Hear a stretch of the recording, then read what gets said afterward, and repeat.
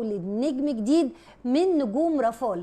ولما نقول رافال يعني صناعة مصرية 100%، يعني خدمة ما بعد البيع الممتازة جدا، يعني قطع غيار متوفرة، يعني الضمان كمان موجود معانا في رافال. مش بس كده، نجم النهاردة مولود بسم الله ما شاء الله، الله أكبر الله أكبر، مولود عملاق، مولود نجمنا النهاردة بالضمان 3 سنين، قطع الغيار كمان متوفرة. وتعالوا نشوف مولودنا النهارده. نجمنا النهارده يا جماعه من رافال اير فراير رافال الديجيتال. اول مره في السوق المصري ينزل معانا اير فراير حصري، اولا بحلتين، مش حله واحده، حله داخليه وحله خارجيه زي ما هنشوف مع بعض.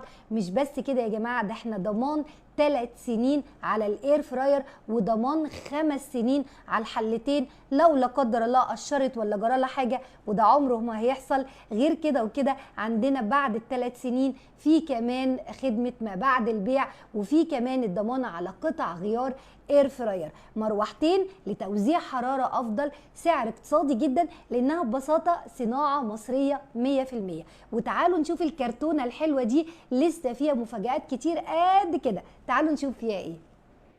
كرتونة الاير فراير بتيجي كرتونة بسم الله ما شاء الله، كرتونة عملاقة زي الاير فراير بالظبط. اول ما بتفتحيها بتلاقي كتيب مليان مفاجآت هقول لكم عليها بعدين، وبعد كده في كمان الكتالوج والضمان. بعدين بلاقي كرتونة كبيرة مليانة مفاجآت، كل الكرتونة دي هدايا مع الاير فراير. بصوا بخاخ الزيت اللي بتدوخوا عليه بره جاي هدية مجانية، قوالب الكب كيك، ورق الزبدة كمان بتاع الاير فراير، كمان ماسك حلو قوي تحفة، وكمان المساكه السيليكون، وبعد كده الاسبونشه اللي بنضف بيها الاير فراير، وكمان قوالب سيليكون للكب كيك. يبقى الكب كيك معانا في قوالب ورق وقوالب سيليكون، والفرشه اللي بوزع بيها الزيت، وكمان العجله بتاعه البيتزا. الكرتونه دي كلها يا جماعه هديه جميله مجانيه مع الاير فراير بتاعنا النهارده، وده طبعا الهدايا دي كلها حصريه مع رافال وبس. بعد كده في كرتونه فتحتها، كرتونه متوسطه، لقيت فيها الحله الصغيره اللي ممكن استعملها جوه الحله الكبيره، وممكن كمان استعملها كمصفى، ضمان 5 سنين على الحلتين يا جماعه. بعد كده بلاقي الكرتونه الاكبر شويه اللي فيها الحله الاساسيه بتاعه الاير فراير، بسم الله ما شاء الله 5 لتر الحله الداخليه بتاعه الاير فراير من رافال، 5 لتر، وده برضو حصري يا جماعه عند رافال وبس. الحله ما شاء الله تقيله، وتحس كده انها مصنوعه حاجه قيمه. دول الحلتين مع بعض اللي بيجوا مع بعض مع العملاق بتاعنا. بعد كده في كرتونه كبيره فيها بقى النجم بتاعنا النهارده، فيها الاير فراير الرائع. بجد انا كنت مبهوره جدا جدا بالاير فراير وجماله، ازاي الصناعه المصريه ما شاء الله بقت بتنافس المستورد. بصوا شكله، شوفوا جماله، ده غير ايه بتنافس المستورد، بس عندنا ايه ده؟ الحقوا، اليد بتاعته اتكسرت. لا ما اتكسرتش ده هي بتتشال وتتركب بالزرار بتاعها ده عشان اقدر احط الحله التانيه جواها بالمنظر ده. شايفين؟ يعني حتى دي رافال ما نسيتهاش. ارجع تاني واقول لكم الصناعه المصريه كفايه قوي انها بتديني امان في خدمه ما بعد البيع، قطع الغيار يا جماعه المتوفره، الضمان يا جماعه ضمان 3 سنين. تعالوا بقى نستخدم الحله كانها حله بجد. بقى هعمل ايه؟ حطيت رشه زيت كده، واروح حاطه فيها كده شويه ذره فشار، واحط عليهم رشه ملح ورشه زيت خفيفه. خلي بالك مش هتستعملي زيت غير حاجات بسيطه قوي، اقتصاديه جدا في الزيت يا جماعه. تعالوا بقى نشوف هنظبط درجة حرارة الفشار.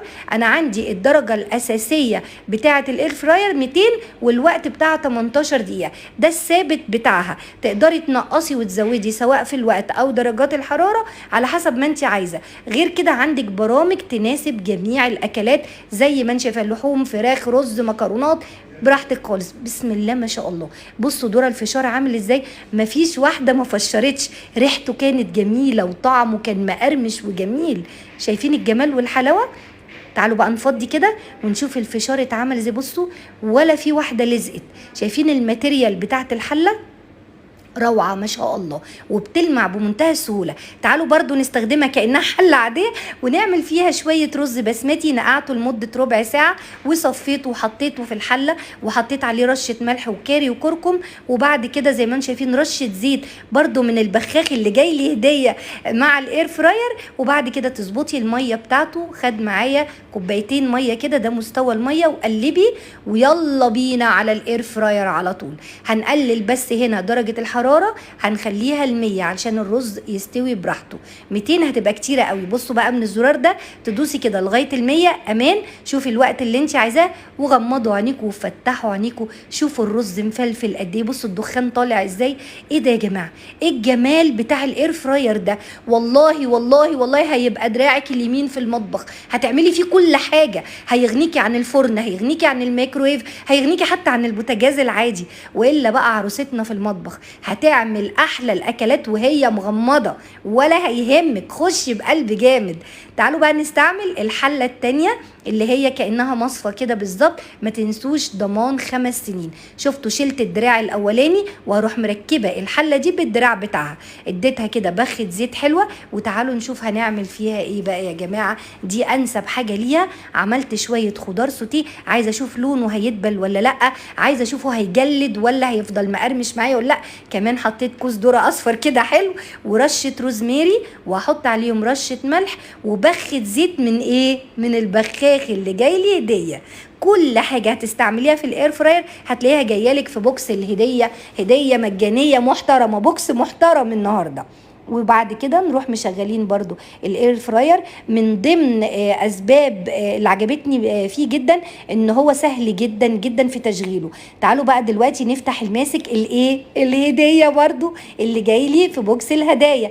بصوا الذره استوى وعامل ازاي، الخضار استوى يا جماعه ومقرمش وجميل، وكانت ريحته جميله، ولا لونه بقى بهتان معايا ولا دبل ولا جلد. شايفين مقرمشه ازاي، تحفه ما شاء الله.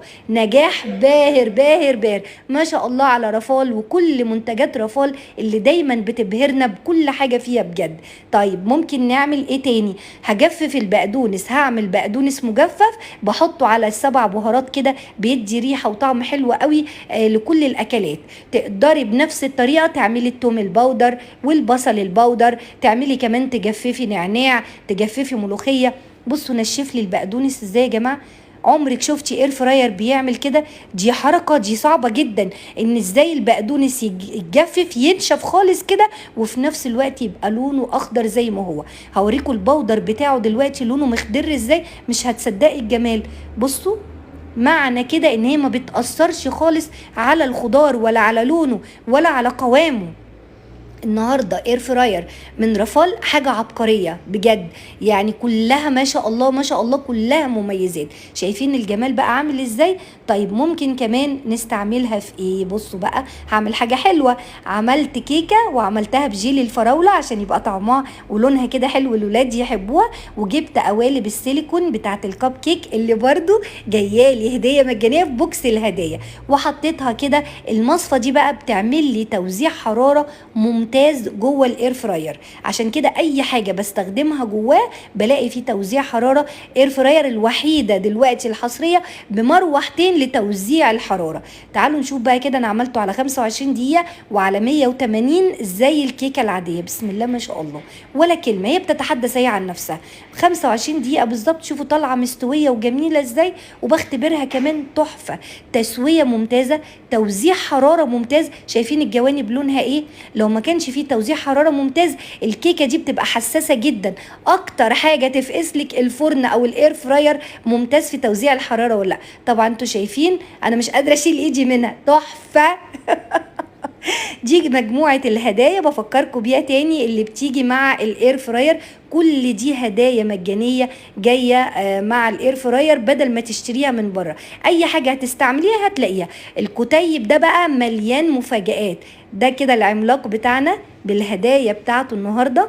وبعد كده دي مجموعه صغيره جدا جدا من الاكلات اللي عملناها في الاير فراير، والكتيب اللي جاي معاهم ده لوحده ده مليان اكلات تقدري تستخدميها في الاير فراير، وتستخدمي كل البرامج المختلفه اللي موجوده معاه. افتحي بقى الكتيب هتلاقي وصفات لحمه وفراخ واسماك، كل اللي انتوا عايزينه. ده طبعا مفاجاه وهديه لوحده. بجد يا رفال ابدعتي ابدعتي ابدعتي في الاير فراير، كل حاجه فيه النهارده كانت حصريه في السوق المصري. خشوا على الجروب.